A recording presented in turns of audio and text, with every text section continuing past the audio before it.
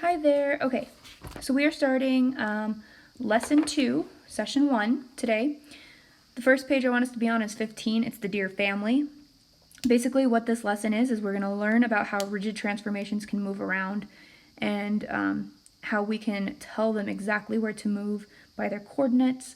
So you can read the Dear Family if you'd like. Well, I'm not going to read it out loud to you. Let's do this activity real quick together.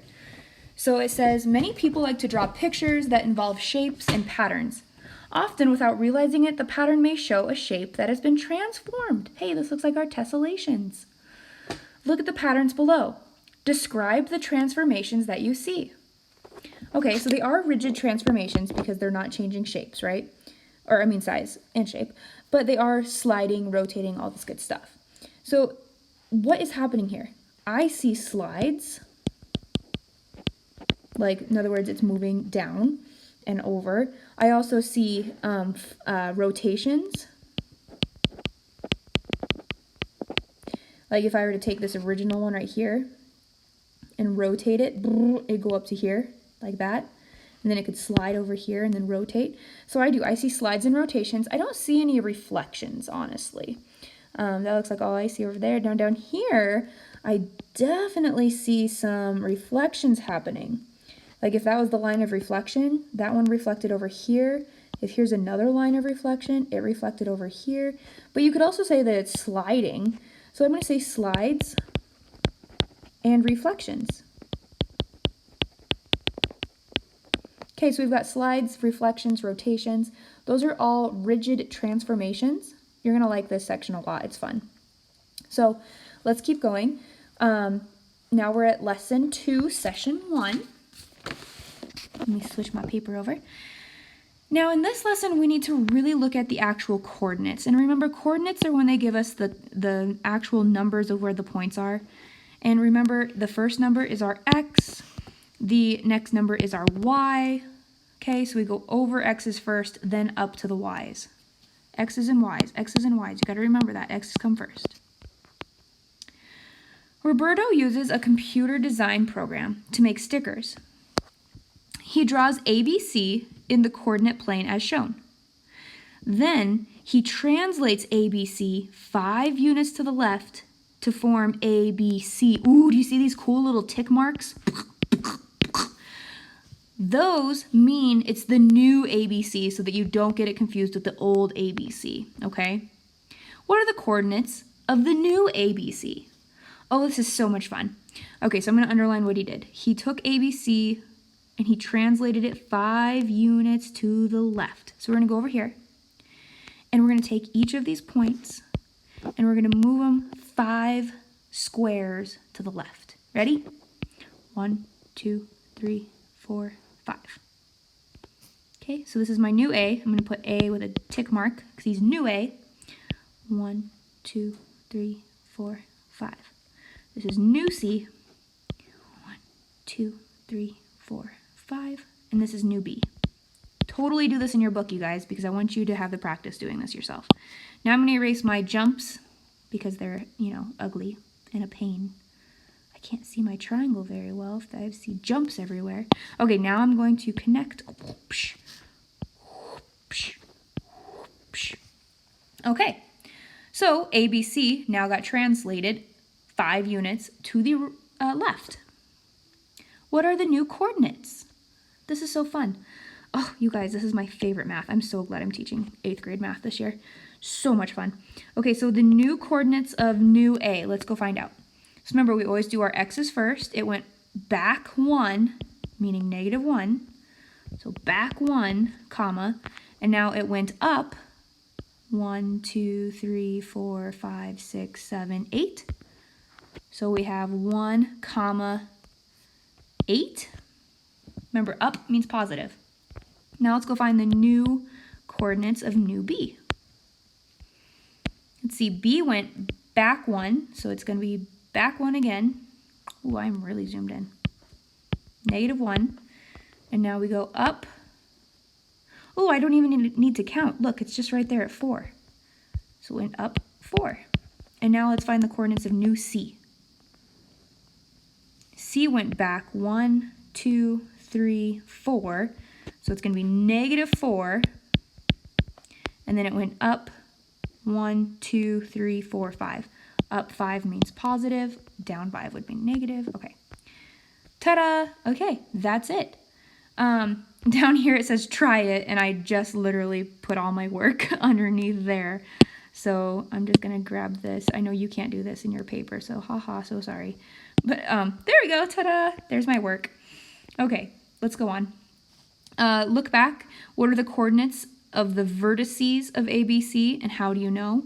So the vertices mean points. Okay, so the point A, point B, point C. How did we know that those are going to be our coordinates? Well, we counted, right? We counted. And we know that if we go back, I'm just going to write this real quick as a little note for us. If we go back on the x-axis, that means it's going to be a negative. And if we go up on the y-axis, that means it's going to be a positive number. Okay, that's just to help us remember that. Number 2, look ahead. In Roberto's design, ABC, it transforms or it maps onto the new ABC. This means that vertex A, it corresponds to new vertex A. Vertex B corresponds to new vertex B. And same thing with C, right? Okay. We don't call them new vertex C, new vertex A. That's what, like, you know, 4th graders, 3rd graders, whatever, they would say that. But we actually say prime, okay? If there's a little tick mark and it's the new shape, we don't say new A, we say A prime. So if we're going to be mathematicians here, I would say the new coordinates are A prime is -1, 8. B prime is -1, 4. And C prime is -4, 5. So now we're mathematicians. We're using big words. Okay? Prime. Prime. Super important word. Prime. Naming an image using prime notation helps identify the corresponding vertices. Remember, corresponding just means like point A right here corresponds with point A here. Point C here corresponds with point C here. Okay? Side AC would correspond with side AC. So corresponding just means like who's their same, who's their buddy, what is the same, it didn't change, it just slid or it flipped, right? Corresponds.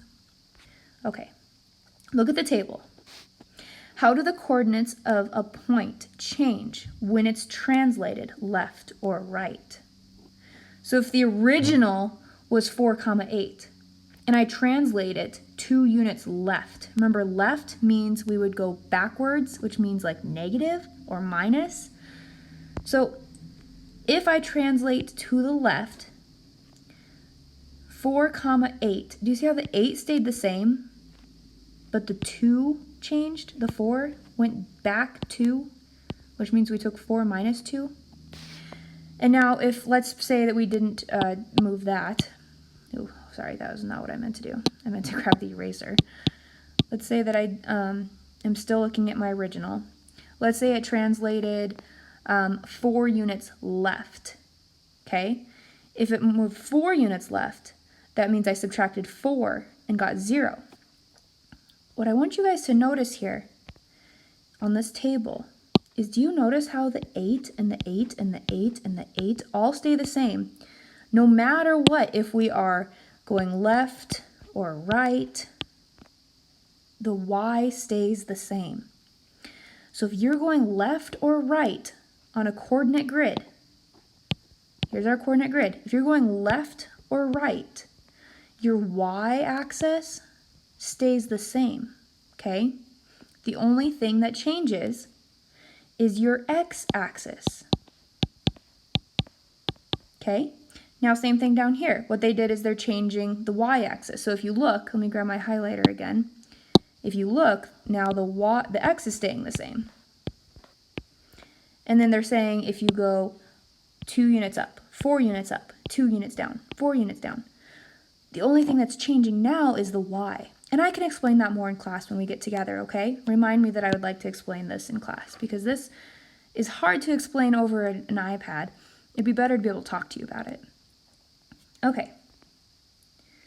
what are the coordinates of the point x comma y translated 5 units down? If I'm going down, that means I'm using the y-axis, correct? I'm not using x-axis.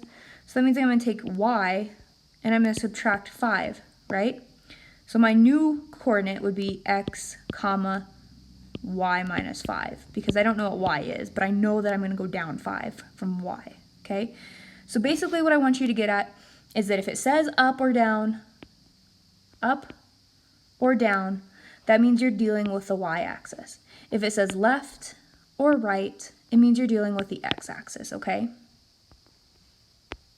Okay.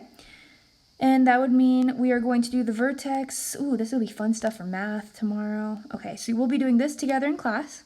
Don't forget, remind me that I do want to talk about this, though, as well. All right, see you later.